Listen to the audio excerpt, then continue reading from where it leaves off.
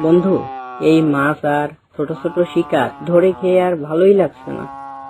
ঠিক বলেছো বন্ধু, এইসব খেয়ে খেয়ে পেটে কেমন যেন গ্যাস গ্যাস ভাব হয়েছে। বন্ধু, আশেপাশে কোনো বড় শিকার নাই। না, আর তো ভালোই লাগে না, কিছু একটা করতেই হবে। চলো তাহলে বের হই, দেখি কোনো বড় শিকার পাই কিনা। বন্ধু দেখো, কত বড় একটা হরিণ! কি শরীর রে! দুইজন দুই দিক থেকে যেতে হবে, ওকে আল ধরতেই হবে। আগে তুমি আক্রমণ করবা, তারপরে আমি করব। ইস রে, একটুর জন্য ধরতে পারলাম না। দৌড়াও বন্ধু দৌড়াও। হ্যাঁ, ওকে আজ ধরতেই হবে, যতই কষ্ট হোক। এরা আবার কারা? আমায় আজ মেরেই ফেলবে দেখছি। বন্ধু, আমাদের জঙ্গল পার হওয়ার আগেই ধরতে হবে ওকে। আমার শরীরটা তো রক্তে ভিজে যাচ্ছে, আমি তো আর দৌড়াতে পারছি না। তবে কি আজ এদের হাতে মারা যাব? বন্ধু, হরিণটা দুর্বল হয়ে গেছে, আর আমাদের জঙ্গলও প্রায় শেষ হয়ে আসছে। ধরো ওকে। আমার শরীরে সব রক্ত পড়ে গেল, আমার পাশের জঙ্গলে যেতেই হবে, তাহলে আমি বাঁচতে পারবো। বন্ধু দাঁড়াও, দাঁড়িয়ে যাও, আমাদের জঙ্গলের এরিয়া শেষ। না, হরিণটা একটুর জন্য ধরতে পারলাম না। এ যাত্রাতে মনে হয় আমি বেঁচে গেলাম। তুমি কে ভাই, আর কোথা থেকেই বা আসছো? তোমার গায়ে এমন রক্ত কেন? ভাই, আমি তোমার পাশের জঙ্গলে থাকি। হ্যাঁ বুঝলাম, ভালো কথা। তবে তোমার এমন অবস্থা কে করেছে? একটি ভাল্লুক আর একটি কুমির আমাকে মারতে চাইছিল। তোমার শরীর থেকে তো অনেক রক্ত বের হচ্ছে।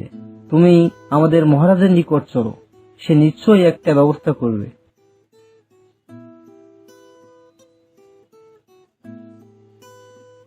তুই কাকে নিয়ে আসলি ভাগ্নে? ওর গায়ে এমন রক্ত কেন? মহারাজ, মহারাজ, এই হরিণটা আমাদের পাশের জঙ্গলে থাকে, প্রাণ বাঁচাতে আমাদের জঙ্গলে আশ্রয় নিতে যাচ্ছে। তোর সব কথা পরে শুনবো, আগে ওকে সুস্থ কর। হ্যাঁ, এক্ষুনি ওর কাটা জায়গাগুলোতে ওষুধি পাতার জাপ দিয়ে দিচ্ছি।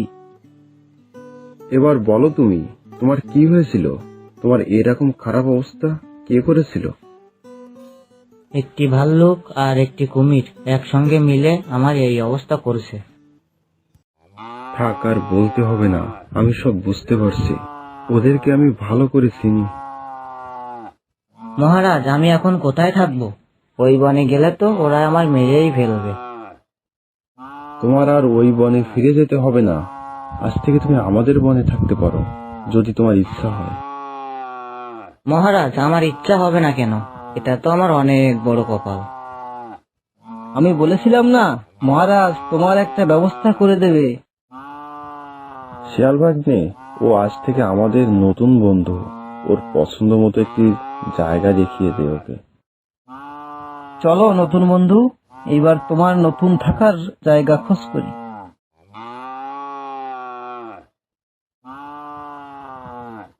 শিয়াল ভাগ্নে, তোর সঙ্গে কাল যে হরিণটি দেখলাম, ও কোথা থেকে এসেছে? বাঘ মামা, ও আমাদের পাশের জঙ্গল থেকে এসেছে। আহ, কি শরীর, দেখলেই কেমন খেতে মন চায়। কি বলছো বাঘ মামা? ও আমাদের নতুন অতিথি। অতিথিটা কি হয়েছে, ওকে তো আমি খাবই। এইসব কথা সিংহ মহারাজ যদি শোনে, না জানি তোমার সঙ্গে কি করবে। তুই যা, যাও আবার হবে, বেশি কথা বললে তোকেও খাবো।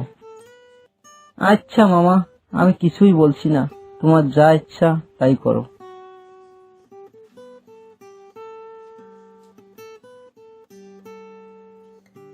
আবার কে আসছে? আবার নতুন কোনো বিপদ হবে নাকি? কি রে হরিণ, খেয়ে দে তো ভালোই শরীর বানিয়েছিস। সিংহ মহারাজকে বাঘের এই খবরটা দিতেই হবে। মহারাজ, অনেক বড় বিপদ হতে চলেছে, আপনি শীঘ্রই চলুন। কেন রে ভাগ্নে, কি হলো? তুই এমন তাড়াহুড়া করছিস কেন? বাঘ মামা, হরিণ বন্ধুকে খেতে গেছে, আপনি দ্রুত চলুন। কি বলিস তুই এসব? চল দেখি কি করছে বাঘ হরিণের সঙ্গে। বাঘ মামা, তুমি আমায় কিছু করো না, সিংহ মহারাজ আমাকে এখানে থাকতে বলেছে। হ্যাঁ, তাতে আমার কি, তোকে তো এখন আমি খাবো। অনেকদিন হরিণের মাংস খাই না। দাঁড়া, হরিণের দিকে তুই যেন আর এগোস না। তুই কি আমাদের বনের সব নিয়মকানুন ভুলে গেছিস? তোমার নিয়ম আমি আর মেনে পারছি না। কি বললি তুই? আমার মুখের ওপর কথা? এই বনের নিয়ম ভাঙ্গা আর অতিথিদের উপর হামলা করার জন্য তোর শাস্তি পেতেই হবে। তোমার যা ইচ্ছা করো, আজ থেকে তোমাকে আমি আর রাজা বলে মানি না। তুই এখন এই মুহূর্তে এই বন থেকে চলে যা, না হলে তোকে আমি মেরেই ফেলবো। আমি চলে যাচ্ছি, কিন্তু তোমাকে আমি দেখে নিব। আমি আবার ফিরে আসবো।